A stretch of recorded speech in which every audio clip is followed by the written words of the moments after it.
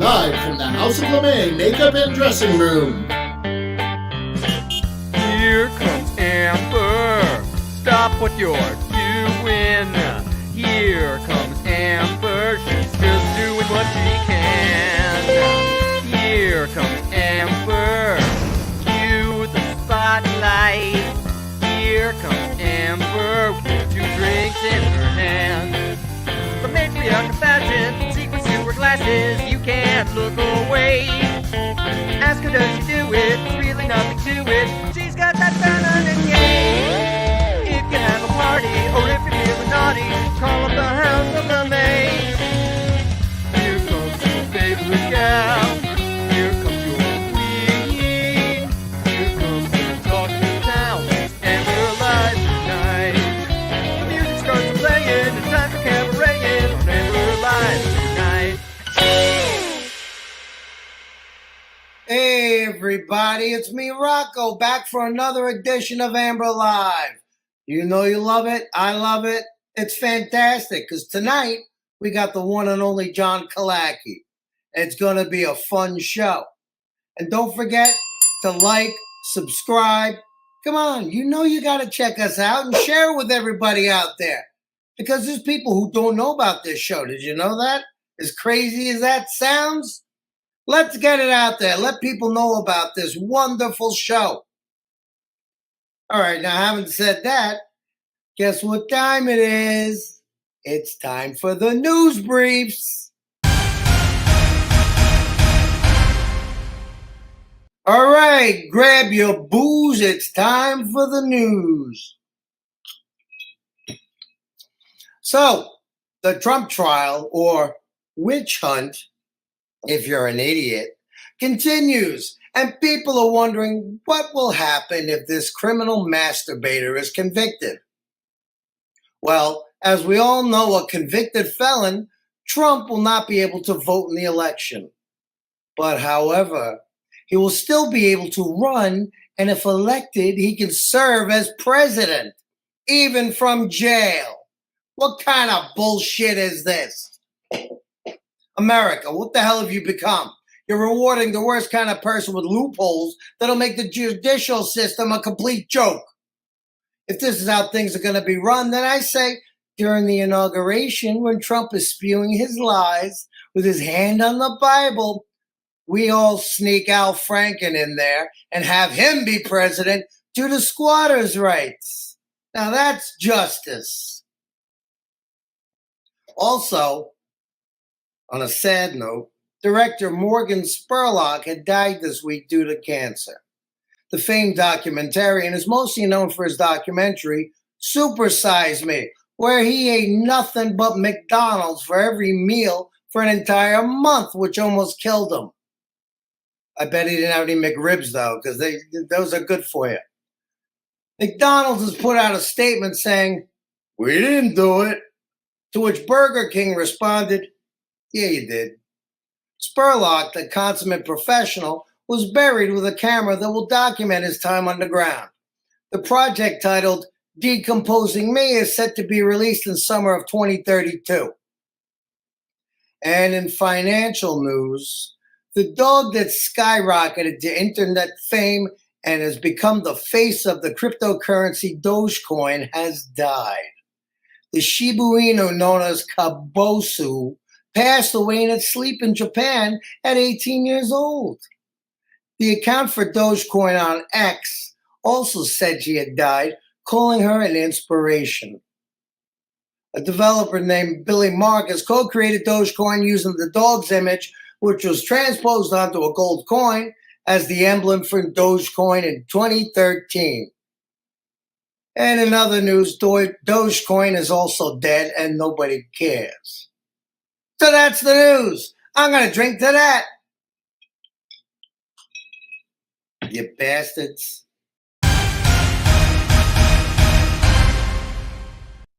And now, for your entertainment pleasure, the one, the only, Russell! Rocco! Zamboni! Rocco! Russell! Rocco! Russell! Okay, enough of that. That's getting old. How are you, Rocco? What's going I'm on tonight? good. You know, it's Memorial Day weekend. I'm sitting here all by myself. Nothing to do, no plans. So, hey, whatever. I got booze. That's all you need. I'm sure you can start the party. Well, I should get some tacos too. But other than that, all right. It's not Cinco de Mayo, but tacos are good anytime. Damn You know right. what else is good anytime? What? Watching Amber live. And you can Hey. watch it tonight on the best place, which is youtube.com/Amber Live. We recommend you go there because there you can watch Amber and you can find all your friends in the chat room and have a grand old time. So enjoy it. Have a good evening. Watch Amber live. And then afterwards, you can go to TikTok or Instagram or Facebook or even our website and see all the other great stuff that Amber has to offer. There's always more Amber out there. There is a plethora of Amber out there. My God. If you ever go to the website, you'll see it all. There's so much. It's there's a me, lot. There's Rusty, there's Dwayne, there's Russell, there's, Amber too. Yeah, and that even person Lucy too. Bell. Even Lucy Bell. So, you know what keeps all that going, Rocco? Money! Bustiers! The Bustiers, and we do love our Bustiers and say thank you to the Bustiers that have helped us out so far this year. If anyone would like to become a Bustier this Memorial Day weekend, please do use Venmo at RJD Pro or go to amberlive.tv and look for the Support Amber Live donate button where you can use your credit card because we pay a lot of bills here. So it's nice when you guys help us out and help us with the show. So thank you to all our Bustiers. Yeah, you guys are doing good. Yep. Well, so tonight's guest, you know who it is, Rocco? Johnny Killacky. Well, close. John Killacky. John is a friend of the show, friend of Amber's, has been around for a long time in Vermont. He's been I believe, the executive director of the Flynn Theater, Flynn Center for the Performing Arts, I think is the proper term. And also he was a member of the Vermont State House of Representatives. So he's been involved in quite a bit. And now he's doing his own art and getting it out there. And I think he has 3 different shows going on in June in Vermont that he is involved in that are showing his work and his video work. And tonight we're going to get to see some of his video. And you're also going to get to hear from John all about his life, career, and artwork. That's great. It sounds like it's going to be pretty awesome. It is. So let's get on with it. All right. Here it is. We welcome back John Killacky. John has appeared on Amber Live numerous times as Vermont State Representative, artist, author, and friend. Here's a clip of some of his recent work.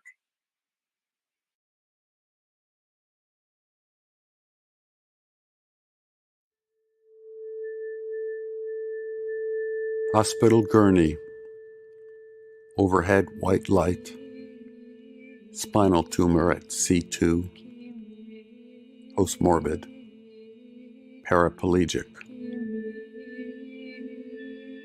lost coordination, balance, strength, no location left side, lacking sensation on right, neuropathy, constant. Electric shocks, each step. Excruciating, throbbing. Hips akimbo, stumbling, bifurcated stride. Slipped, fractured fibula. Unrelenting, fiery torment. Setbacks, devastate. Physical, emotional exhaustion. Doctors prescribe medication, stimulation, repose. Technicians scan to no avail. Loved ones, too, live with chronic pain. Energy and attention wanes. social gatherings limited. Daytime chores distract. Slow walks for stamina. Nighttime dissociations until sleep intervenes. Ricochet between modalities, body-mind reprocessing. Yearn for a still point. Elusive bliss. Dissolve expectations. Observe without judgment. Surrender into ease. Learn from the body. A path forward.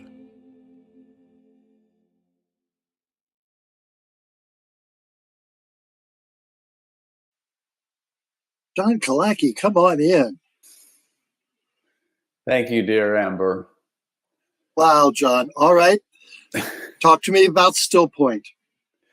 Well, as we're talking, this is the 26th anniversary of when I had surgery on my spinal cord for a tumor up at C2 that left me, as you know, paraplegic. And you see me with a cane or my walker and sometimes my wheelchair. And I lived with this for 26 years. But a couple of years ago, I also slipped and I fractured my fibula. And the pain was just like, whew, just really unbearable. And so I went through a pain clinic and did all these different modalities, great people working on meditation, working on massage, working on acupuncture. And in the middle of one of them, the person who was doing craniosacral massage, she was doing this thing and she said she's trying to get my body to be in balance because it's got a kind of cattywampus. And I said, so what does it mean to be in balance? She said, it's like you reach this still point where everything just is aligned. And so I went home and Googled still point when I got home, and T.S. Eliot talks about the still point. Meditators talk about when you're in deep meditation and your body sort of dissolves and it becomes this almost liminal space. So what I wanted to do was make a piece, a film about stillness and sort of the space where the pain could just go away for a minute, maybe a second, maybe 2 minutes, whatever it was. And so that's, I worked with my camera guy and I said, okay, we're going to make a piece about stillness. He said, oh, okay, let's try it. So I was very blessed to work with him, and it's out in the world now. It's getting around, and I'm grateful for you to share it as well. I moved here in 2010, and I remember standing on Church Street during the Gay Pride March, and you were on some car, I think. And you go, hey, you, Mr. Flynn, get in here, get in this march, and I just felt like you welcomed me with open arms. And so I feel like I've been a member of the Amber family for now 14 years. And I'm grateful. You're executive director of the Flynn for the Performing Arts. And I couldn't remember your real name, but to me, you were Mr. Flynn. Well, and you've done so many things for me. I love you, Amber. So I love you back. All right. So you say it's out there. What do you mean Still Point is out there? Well, it's in different film festivals, and I got a jury award at the Made Here Film Festival with Vermont International Film Festival recently. It played in Montpelier Green Mountain Film Festival. I've been invited to Philadelphia, and what I'm going to do is they're going to in an installation. They're going to have the video that you just saw, plus we're going to take an image from the video and we're going to put it on fabric, and it's going to hang as if it's the shroud covering my face. And so what you see behind me is sort of the prototype that is from the video, the face video, and now we're putting like points in it so we can then print it on the backside of like a shroud, like a biodegradable cotton or something. And then, so you'll be able to see just sort of my face coming through the shroud. So that's that's what I'm going to be doing next with this piece. Very good. And that's not the only thing you're working on. John, I know you retired from the Flynn, you retired from being a state representative, but you didn't retire at all. You kept working. What's some of your other projects?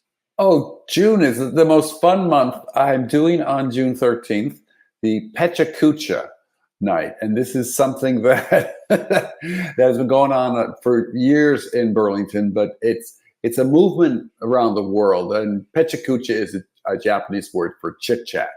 And basically presenters get up and they show 20 slides, and each slide is on for 20 seconds. So you don't get to advance it. It moves along.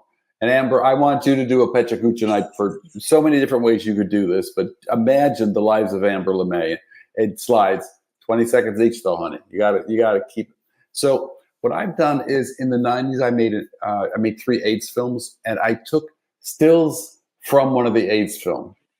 And I'm going to show those stills, and I'm going to read excerpts from the diaries of 119 of my friends that died during that time. And so it's going to be just one shot after the other of these from this film, and then excerpts from my diaries. So that's one thing I'm doing. And then the Bryan Memorial Gallery up in Jeffersonville asked me if I'd like to do something in June. And I said, well, sure. And so on Saturday, June 15th, I'm going to call it Eulogizing the Body. And I'm going to show some of my videos. I'm going to show an AIDS video, and then I'm going to show a disability video. I'm going to show a video I made in 2019 with choreographer Eiko Otake, where we talk to our dead mothers. It's a 10-minute video. And then I'm going to also show this new piece that you just screened as well. I'm going to talk about how when you have loss and how you deal with it and how you hold on to it, and also how you embody grief. So that's up in Jeffersonville. And the next day, I'm going to be in Montgomery Center for the Arts up by the Canadian border there. And they have a new exhibition called Bloom, The Nature of Art. And so I have a crazy little piece. It's a close-up of just like from this much, and I drip water down the sides of my mouth. And it's like as if I'm crying or something. When you don't see my face, you just see the water, and it's all in slow motion. So I sent it up to them, and I said, well, gee, if this might fit in your thing about the nature of art. So they said, sure, absolutely. So I have this incredible weekend of doing different things and basically looking at some of my past work and kind of bringing it to the future, or to the present anyway. And so I'm very lucky, very lucky. Talk to me more about your AIDS work, because you and I are we're relatively the same age. We survived, we lived through that. But tell me about your films that you've made about the AIDS. Well, you know, in the 90s, we didn't know what to do. I mean, all our friends were dying. And so a lot of artists I know just began making work. It was angry work. It was memorializing work. It was affirming work. We were trying to eulogize those that we lost. We were trying to commemorate people. We were trying to hold sacred, you know. And so I, with a number of friends, did these pieces, and we worked with our bodies. There's a lot of nudity in the work. And, you know, it was kind of agitprop work then, you know. ACT UP was doing a lot of stuff with art, and it was the time, and I was doing that work. And for a while I let it go because I was doing other kinds of work. And I found more and more that people don't really understand what you and I lived through, and how almost our entire generation of gay men died. And, you know, right now, you know, it's a manageable disease. You know, you take drugs before you have sex, and you think everything's going to be fine. And, but there's not the stigma or the fear, because, you know, in 1979, our friends started getting sick.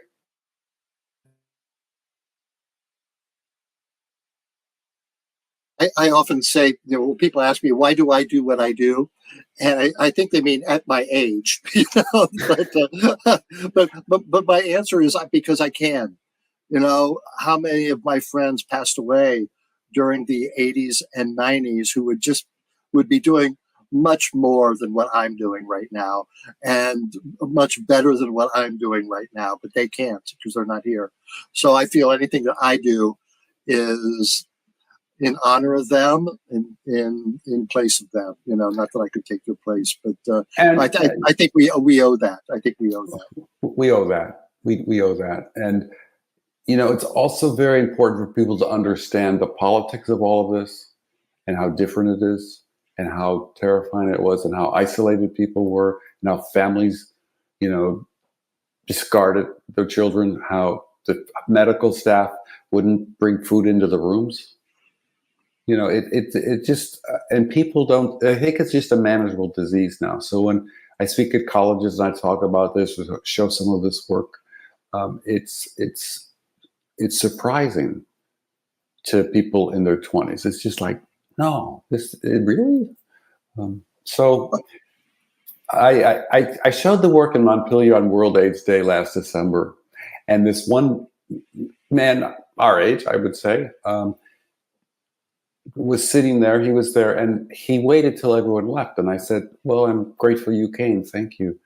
And he said, well, I was living in California during this time and I got so afraid I stopped having sex and I felt so alone. And he said, and now I don't feel alone.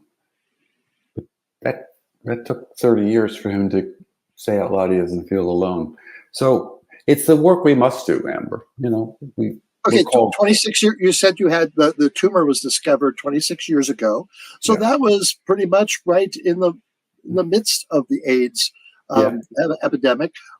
Did anybody question your tumor, or I don't know? Because whenever anybody of my friends of that time lost weight or sneezed twice, people said, "Oh, you've got AIDS." So I'm just curious about your hospital stay there. No, it was my husband. We weren't legally married at that time, Larry, but we did have our domestic partnership in his backpack at any moment, because I was in intensive care and it was a little touch and go for a while. But so the doctors had to understand that he had the power of attorney. And so we did all that paperwork ahead of time. So even that seems a little bizarre today to people, but it's like we had no rights. No. And so it was, so no, I wouldn't say that it had the AIDS frame, but it did have the homophobia frame. I remember going, when I was in the hospital, I went, as soon as I went out of intensive care, I went to the rehab hospital. And the first day they picked me up and put me in the chair. I still couldn't move anything. And they took me into a psychologist's office and said, well, while you're here, you can see a psychologist for once a week. And I said, oh, that's great. And so she said, well, what's on your mind? And I said, well, gee, this is just brand new. This was not expected. I'm paralyzed from the neck down. And so this only happened a couple of days ago. And so I'm wondering, can you tell me about the return of sexual function? We were in a rehab hospital for spinal cord injuries. You think people would have asked that ahead of time. So the psychologist says to me, I don't know, I'm not gay. And I said, I didn't ask you about you. I don't really care about you. You asked me what I was feeling. You're in a rehab hospital. This is the question. So she said, I said, okay, we're done. Get the orderly, take me out of here. I'm going to report you. And it's like, I never went back to her. So there was a lot of ignorance back then that I hope is better. I hope so too. Yeah. John Killacky will be right back talking more about what you're doing, what you're going to do right after this break.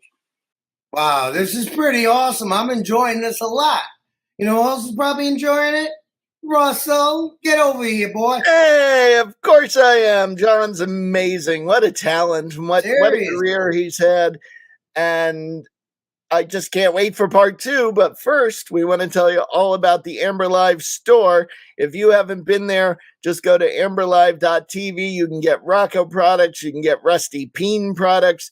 You can get Amber LeMay products. And you can also find these fantastic vintage confidential products. And that's all at amberlive.tv. So pop on over there, check it out, get some great products. Just in time for summer, you can get a collection of T-shirts, things that no one else has seen that you can be the first to own and get out there. So check it out. And now let's go back to our guest in part 2 of the interview with John Killacky. Right on. All right, we're back with John Killacky. We talked about some of the stuff that's coming up in his life, but I want to know more projects, John. You've done all this stuff that you're presenting. What are you working on now that we'll see in 6 months or a year? Well, the shroud thing is still conceptual. That the video you saw of this print there now turns into a shroud, and that'll have a life in November in Philadelphia. And then my wonderful friend Donna Ann McAdams is a photographer, and she has a photographic memoir coming out in the fall, and that she's also going to be seen in Brattleboro and in a New York gallery. And so I am shooting a mini documentary about Donna and her body of work.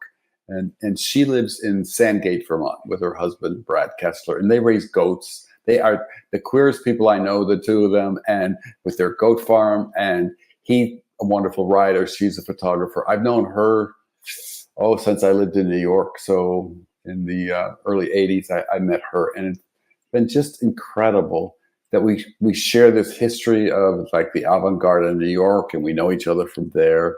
And I did a retrospective of her exhibitions that I curated and was at a few museums around Vermont as well. But now she has her big book coming out. So I'm going to go and bring the cameras down and shoot my friend Donna. And that'll be in August, and that'll be seen in November. And then in New York, it's going to be seen next spring. So you were small little projects. Yes. You were a state representative for 2 terms. Yes. What's the climate in Vermont right now? Can you share with our audience? Well, I didn't know it at the time, but the 4 years I loved it. It was such an honor to do, and I learned so much, and it was great at our age to be a learner. It's sort of like when you decided to do this show, I thought, this is crazy what he's doing, but I've watched you grow and develop and challenge yourself. And so I went into a whole new world and became a beginner again. I didn't know a lot. I had to learn, and it was incredible. It happened during COVID. And so it was sort of all hands on deck trying to serve Vermonters. There also was a lot more federal money that came into Vermont, right? And so this term, the federal money's gone. And so we see at the end of this term that just ended in Montpelier, the money wasn't there anymore. And so people were kind of crabby and, fighting with each other and stuff. And so it was probably a more pleasant time when I was there because there were more resources. The needs didn't go away. And I spent a lot of time working on recovery homes for people dealing with substance use disorders and the unhoused. And it was such a blessing to work with folks that I haven't really seen before in my life. And I get to see them in a new way and visit them and be with them and be in their tents, be on the street talking to people. And so I felt my humanness just was nurtured. Someone had an idea that they would like to run for an office or serve their fellow man. What words would you tell them? Well, I think it's not a career. In Vermont, it's a part-time citizen legislature, and service is really important. And when I see people who are really great legislators, they're servants. They're there to serve, and they're not there to build these careers. And the folks who are building these careers and thinking that stepping stones, they're ruthless, and it's hard to really think that they have a moral fiber that's central to their decision making. It's always strategic. And so I would just say, well, is this the best way you can provide service for folks? And, Amber, you do service. You and the LeMay Troop doing fundraisers for everybody. People ask you to come and you show up. And I would say you do more service doing that than if you decided you're going to run for the legislature. I'd say, honey, stay in the dress. You can go in the dress in Montpelier if you wanted to, but stay in the dress and do the service in the community, because you have made a profound difference. At the end of the day, it is about service. Well, and it is, we live in a society, and we need to all contribute to that society. Yeah. Because if no one contributes, then nothing's going to be there when you need something. So that's what I feel. You have these other projects, John. You've lived a very long and varied life. What are some highlights of your career in your life? Well, I as you know, I have a Shetland pony. Yes, Raindrop. She's 16 years old, and I get to spend about 2 hours every day with her, and it is my happy place. It's a very sacred place, and when you go there, whether I was the head of the Flynn or I was a state legislator, when I was at the barn mucking stalls, I was just Raindrop's dad. And all the kids didn't know what I did during the day. They just knew I was with the pony. I was the old man with the pony. And it is so grounding for me to be at that barn every day and just have to be, because, with animals, you have to show up on their terms. She's happy to see me, but it's like, what'd you bring for me today? And she doesn't want me to bring my nervousness or my frustrations or my joy. She just wants me to be with her, And so I feel like it's a great Zen lesson every day. So that gives me joy to do that. I'm 72 years old. And I am very lucky to have done all the things I've done, but I'm not very reminiscent. I don't look back and try to hold on. I'm more interested in today and what I'm doing tomorrow. And, I was getting ready for talking to you, and I'm thinking, this is really incredible that in June I'm doing these 3 events, and then I'm doing things in the fall, and how lucky I am and how full my life is. I don't even think, oh God, I'm retired, I'm not doing anything anymore. But I also don't miss the legislature. I don't miss the Flynn. It's nice to go back, and I'll be performing at the Flynn in Flynn Space, for the Pechacucha night. But I'm not nostalgic. It's only like today and tomorrow's what's most interesting to me. You are most interesting to me, John Killacky. Thank you so much for being back on Amber Live, and thank you for being a friend. I appreciate it. Thank you too, buddy. I love you. Bye.